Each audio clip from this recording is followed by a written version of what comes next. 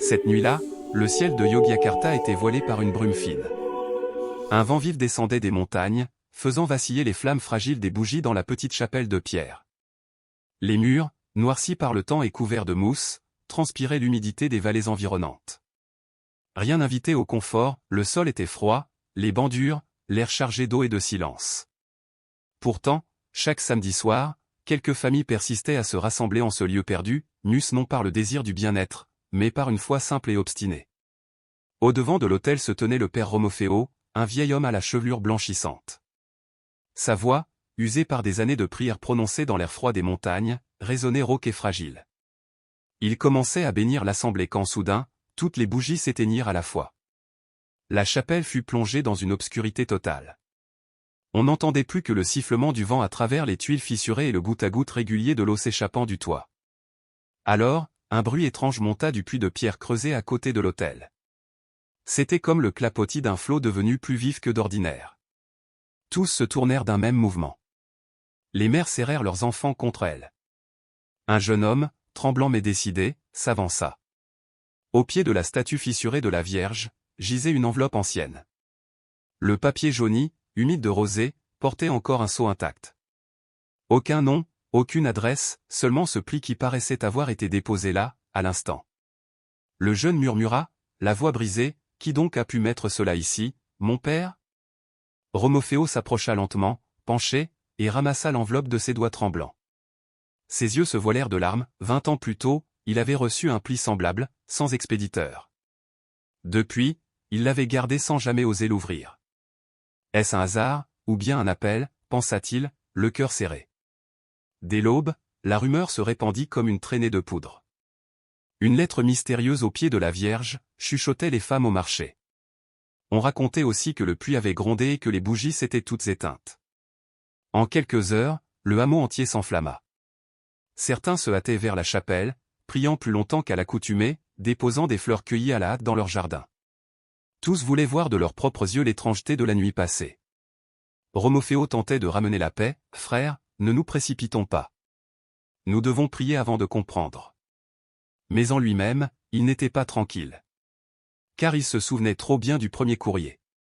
En l'ayant entrouvert il y a longtemps, il avait lu quelques mots qui l'avaient fait trembler, et depuis il n'avait jamais trouvé le courage de l'achever.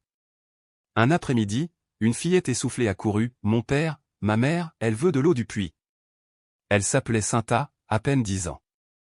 Sa mère, malade depuis des années, gisait immobile, clouée à son lit. Romofeo, le cœur lourd, descendit lui-même puiser un peu d'eau claire dans le puits ancien. Le liquide brillait sous la lumière du soir, glacé comme du cristal. Avec des mains fébriles, il remit la petite fiole à l'enfant. Ce n'était pas seulement de l'eau qu'il donnait, mais un espoir. Cinta courut à la maison de tôle rouillée où sa mère reposait. Trempant un tissu dans l'eau, elle caressa doucement les pieds engourdis de la malade. Un silence lourd s'abattit sur les témoins. 1 seconde, 2 secondes, rien. Puis, lentement, les orteils de la femme frémirent. Ses genoux bougèrent. Son corps raidi depuis des années sembla sortir d'un sommeil sans fin. Des cris de joie éclatèrent. Cinta riait et pleurait à la fois. Les voisins s'étaient couverts la bouche, incapables de croire ce qu'ils voyaient. Les prières jaillirent spontanément des cœurs bouleversés. Cette nuit-là, la chapelle fut envahie par une foule. Des bougies s'allumèrent partout, des chants montèrent jusqu'au ciel. Certains se prosternèrent des heures durant. Romofeo, lui, restait immobile, fixant la statue ébréchée et l'enveloppe humide qu'il n'osait ouvrir. Les mots entrevus jadis lui revenaient, impérieux, Adirila. Sois présent. Était-il prêt à affronter la vérité qu'il avait tant redoutée? Le lendemain, les cloches sonnèrent plus fort que d'ordinaire. Le village entier semblait retenir son souffle. Romofeo n'avait pas dormi. Dans sa poche, la nouvelle lettre le brûlait comme une braise. Puis un jeune homme entra précipitamment, « Père. » La statue, elle pleure. Tous se ruèrent vers l'autel. Et là, en effet, une larme perlait au coin de l'œil de la Vierge, traçant une ligne argentée sur la pierre fissurée. Un silence sacré tomba, puis l'assemblée s'effondra à genoux. Les larmes des fidèles se mêlèrent à celles de la statue. Les voix s'élevèrent, suppliantes, « Ô Marie, écoute nos prières. » La nouvelle fit le tour des villages voisins. Les pèlerins arrivaient par centaines, des boiteux avec leurs béquilles, des malades portés par des parents, tous persuadés qu'un signe divin s'était révélé dans leur chapelle. Certains, après s'être lavés avec l'eau du puits, affirmaient guérir de leur douleur. Les témoignages affluaient. Romofeo, pourtant, était déchiré. Était-ce un miracle ou une épreuve? Son âme vacillait entre émerveillement et effroi. Le soir, seul dans son presbytère, il sortit le vieux pli jauni, comparant son sceau à celui de l'enveloppe récente, même marque, même trait, comme si la même main les avait écrits. Tremblant, il osa enfin briser le sceau du nouveau. À l'intérieur, une phrase unique, Adirila dit Tampa Yangsama. Sois présent au même endroit. Son cœur se glaça. Ces mots étaient identiques à ceux du premier courrier, celui resté scellé depuis 20 ans. Ses pensées l'emmenèrent vers ce soir d'autrefois, une femme jeune, le visage couvert d'échymose, était venue en pleurant. Elle lui avait remis l'enveloppe sans explication, puis avait disparu dans la nuit. Depuis, il n'avait cessé de fuir cette vérité. Les jours suivants, des fonctionnaires de l'évêché vinrent sceller le puits. Par mesure de prudence, il ne doit plus être touché avant enquête. Le peuple fut bouleversé, certains crièrent à l'injustice, d'autres pleurèrent, désespérés. Romofeo se tenait au milieu d'eux, le cœur comme déchiré. Devait-il obéir à l'autorité, ou défendre la foi de ses fidèles? La nuit même, la montagne s'effondra sous les pluies diluviennes. Des maisons furent emportées, des familles ensevelies. On appela Romofeo. Il accourut, plongea ses mains dans la boue, souleva des poutres, ranima des enfants. Quand on réclama de l'eau pour soigner les blessés, il n'hésita plus, il brisa le seau du puits et en tira l'eau vive. Elle servit à laver les plaies, à désaltérer les mourants, à redonner souffle aux asphyxiés. Alors, le signe devint évidence, ce n'était pas seulement un prodige, mais une réponse. L'eau, au-delà des doutes, sauvait réellement. Au matin, couvert de boue, exténué, Romofeo se retrouva face à l'ancien pli. Cette fois, il ne recula pas. Il ouvrit l'enveloppe ternie. Les lettres tremblaient encore, mais le message était le même, Adirila. Sois présent. Et soudain, il comprit. Ce n'était pas une injonction obscure, mais un appel, être là, au cœur du malheur, auprès de ceux qui souffrent. Ne pas se dérober. Ne pas se taire. Sa mission n'était pas de déchiffrer des miracles, mais de répondre aux détresses humaines. Alors que le soleil se levait sur les montagnes meurtries, le village pansait ses plaies. Les uns pleuraient leurs morts, d'autres se réjouissaient des vies sauvées. Autour de quelques feux de fortune, des voix priaient encore. Et Romofeo, le visage marqué de fatigue, serrait les 2 lettres contre son cœur. Il savait désormais que le véritable miracle n'était pas l'eau ou les larmes de Pierre, mais l'élan d'un peuple qui, uni dans l'épreuve, avait trouvé la force de vivre et d'espérer. Et lui, vieux prêtre tremblant, avait enfin cessé de fuir, il avait répondu à l'appel. Dans le silence revenu, il murmura, « Seigneur, je suis là. » Félicitations furent murmurées dans la nuit à cause de l'élan prompt et du courage que Romofeo avait su inspirer. Au milieu des gravats, des fidèles rallumèrent des cierges. Même en plein jour, ces petites flammes fragiles devinrent symboles d'une foi que rien ne pouvait éteindre. Romofeo se tint alors devant la statue fissurée de la Vierge Marie, à demi ensevelie dans la boue, et leva aux 2 lettres qu'il serrait dans ses mains tremblantes. « Mes frères, mes sœurs, dit-il d'une voix rauque, il y a 20 ans j'ai reçu ce message. J'ai eu peur, et je ne l'ai pas brûlé. Aujourd'hui je comprends enfin, le mot au présent n'était pas pour moi seul. Il était pour nous tous. Pour ceux qui souffrent. Pour ceux qui ont soif d'espérance. » Le silence tomba, puis soudain la communauté éclata en larmes. Certains applaudirent, d'autres tombèrent à genoux en élevant leurs cierges. La nuit se posa alors que des tentes de fortune s'élevaient un peu partout. Des enfants dormaient sur les genoux de leur mère, et les jeunes montaient la garde à tour de rôle. Dans les ténèbres, les Ave Maria du rosaire montèrent, apaisant les cœurs encore secoués. Romofeo, seul, contempla de nouveau les 2 enveloppes. Il savait que le secret de cette femme mystérieuse n'était pas clos. Quelque chose de plus grand se cachait derrière ce simple mot. Mais en cet instant, il goûtait une paix profonde. Il comprenait que le premier miracle était la présence, et que la vraie foi ne résidait pas dans des prodiges spectaculaires, mais dans le courage d'être là, aux côtés des siens, lorsque le désastre frappe. Au loin, l'étoile du soir apparut, et dans son cœur une voix douce chuchota, « Tu commences à comprendre mon appel. » Les jours suivants le second glissement de terrain furent accablants. Le village était en ruine, maisons effondrées, rizières noyées, bétail emporté. Pourtant, au milieu de ce chaos, une chose demeurait debout, la flamme des fidèles. Chaque matin, ils se rassemblaient dans la cour de la chapelle, rallumant de petits cierges au pied de la Vierge brisée. Les jeunes dressaient des tentes, les mères préparaient du gruau avec les restes de riz, les pères déblayaient les chemins. Plus personne n'attendait de secours extérieurs, tous œuvraient ensemble. Romofeo marchait parmi eux les larmes aux yeux. Il voyait la foi devenir action. Le mot « présent » vivait devant ses yeux. Mais bientôt, d'autres nuages apparurent. Une commission d'enquête de l'évêché revint, cette fois accompagnée de fonctionnaires. Ils remarquèrent le seau brisé du puits. Leurs visages se durcirent de suspicion. « Mon père » lança l'un d'une voix glaciale, « vous avez désobéi à un ordre officiel en ouvrant ce puits. Quelles qu'en soient les raisons, cela constitue une faute grave. » Romofeo baissa la tête, bouleversé. Avant qu'il ne puisse répondre, un jeune s'avança. « Sans l'eau de ce puits, beaucoup d'entre nous seraient morts cette nuit-là. » Puis une mère ajouta. « J'ai vu mes enfants sauvés grâce à cette eau. » Comment peut-on parler de faute, quand des vies ont été épargnées? Le silence pesa. Les agents se regardèrent, sans mots. Monseigneur Adrianus fixa longuement Romofeo. « La vérité finira par éclater, mon père.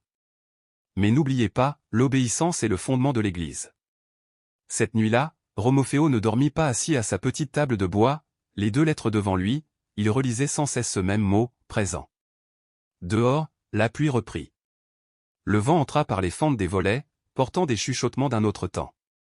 Il ferma les yeux et revit le visage de la jeune femme d'il y a 20 ans, blessée mais ardente d'espérance.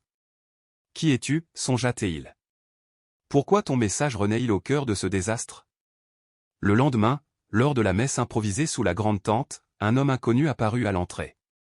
Ses vêtements étaient simples, mais son regard brûlait d'une intensité qui troubla Romofeo. « Mon père, dit-il doucement, je viens au sujet de la femme qui, il y a 20 ans, vous remit cette lettre. » Le silence tomba. Tous les fidèles se tournèrent. L'homme sortit un vieux collier, au bout duquel pendait une petite croix tordue. C'était le sien. « Je suis son frère. Elle a disparu cette nuit-là. » Romofeo suffoqua, c'était bien le même collier qu'il avait vu jadis autour du cou de la mystérieuse messagère. L'homme poursuivit. Elle disait toujours que, s'il lui arrivait malheur, vous comprendriez. C'est pour cela qu'elle avait écrit 2 lettres, l'une pour le passé, l'autre pour l'avenir. Des murmures parcoururent l'assemblée. La petite Sainta s'avança, les yeux grands ouverts. Est-ce elle qui a écrit le mot présent? L'homme hocha la tête. Oui. Elle croyait qu'un jour, cette communauté aurait besoin d'un courage plus grand qu'un simple miracle. Les larmes coulèrent sur les joues de Romofeo. Il comprit soudain, cet appel n'était pas seulement pour lui, mais pour tout le village. Ce jour-là, après la messe, il rassembla tout le monde. Sa voix tremblait mais resta ferme. Nous avons perdu nos maisons, nos champs, nos biens. Mais nous n'avons pas perdu la foi. Ces lettres ne sont pas un hasard. Elles nous appellent à être présents pour nos enfants, pour les malades, pour toute âme qui a besoin de nous. Un jeune leva la main et cria, « Nous sommes prêts, Père. Même si le puits reste scellé, même si le monde nous rejette, nous resterons unis. » Des acclamations éclatèrent. On s'embrassait comme si l'on retrouvait une force nouvelle. Le soir, les cierges furent allumés autour de la chapelle en ruine. Sous le ciel étoilé, les chants montèrent, résonnant dans la vallée. Romofeo, à l'écart, regardait avec reconnaissance. Il savait que l'épreuve n'était pas terminée, que d'autres dangers viendraient. Mais une chose était claire, les lettres n'étaient plus un fardeau secret. Elles étaient devenues une flamme collective. Les semaines passèrent. Lentement, le village pansait ses plaies. Les chemins furent dégagés, les rizières restaurées, les tentes remplacées par de frêles cabanes. Pourtant, la peur demeurait, la commission n'avait pas encore statué sur le sort du puits, désormais scellé de fer et gardé. Chaque soir, les fidèles continuaient de se rassembler. Les cierges brûlaient, inépuisables. Leur flamme disait, la foi ne se scelle pas. Un soir, le frère de la disparue revint. Il portait un carnet usé, couvert de notes manuscrites. C'était celui de ma sœur. Je l'ai retrouvé dans un vieux coffre. Romofeo l'ouvrit. À l'intérieur, une liste de noms, de dates, de sommes d'argent. La preuve d'un détournement de fonds destiné au village, 20 ans plus tôt. Il referma le carnet, bouleversé. C'est cela qu'elle voulait révéler. Oui, confirma l'homme, les larmes aux yeux. Et c'est pour cela qu'on l'a réduite au silence. Mais maintenant, la vérité est entre vos mains. La nouvelle se répandit. Certains virent là une réponse à leur prière, d'autres tremblèrent d'effroi. Si cela implique des puissants, ne sommes-nous pas en danger, chuchota une mère. Mais les jeunes du village se redressèrent, nous ne pouvons plus nous taire. 20 ans de silence n'ont apporté que souffrance. Maintenant, il est temps de parler. Ce soir-là, Romofeo brandit le carnet et les lettres. La femme qui nous a laissé ce message a donné sa vie pour la vérité. Nous ne pouvons plus détourner les yeux. Présent signifie être là pour nos frères, pour la justice, pour Dieu. Les fidèles pleuraient. Un vieil homme souffla, je croyais que ces lettres n'étaient qu'un miracle. Mais elles sont aussi un appel à combattre l'injustice. Soudain, des pas résonnèrent. Les autorités arrivèrent, menaçantes. Arrêtez. Ceci peut être considéré comme de la diffamation. Mais les villageois formèrent un cercle autour de leur prêtre. Leurs cierges tremblaient au vent, mais ne s'éteignirent pas. Serra la main de Romofeo. Nous sommes avec toi, Père. Nous sommes tous présents. Des larmes jaillirent des yeux du prêtre. La voix entendue au fond de lui se fit claire, voici la réponse. La présence n'est jamais solitaire, elle est toujours partagée. Le jour du grand conseil arriva. Dans la salle comble de la mairie, Monseigneur Adrianus ouvrit les dossiers. Pour préserver l'ordre, et éviter les abus de la foi, nous décidons que... Pardon, Monseigneur, l'interrompit Romofeo, se levant d'un bond. Sa voix résonna. 20 ans plus tôt, une femme m'a confié ce message. Elle a disparu pour avoir défendu la vérité. Elle écrivait, présent. Ce mot a ressurgi lors du désastre. Ce n'est pas un hasard. Dieu ne nous appelle pas à fermer les yeux, mais à être là pour la vérité, pour les pauvres, pour les blessés. Un murmure parcourut l'assemblée. Certains responsables pâlirent, craignant que de vieux secrets ne soient mis au jour. Les villageois crièrent, laissez le puits vivre. Adrianus fixa Romofeo avec sévérité. Sais-tu que tu risques d'être jugé rebelle? Si être présent pour mon peuple est une rébellion, alors qu'il en soit ainsi. Mais je ne fermerai plus les yeux. Des acclamations éclatèrent. Des cierges s'allumèrent dans la salle elle-même, illuminant les visages. La lumière fragile des flammes triomphait des ombres hostiles. Dans ce tumulte, Romofeo sentit une présence qui le dépassait.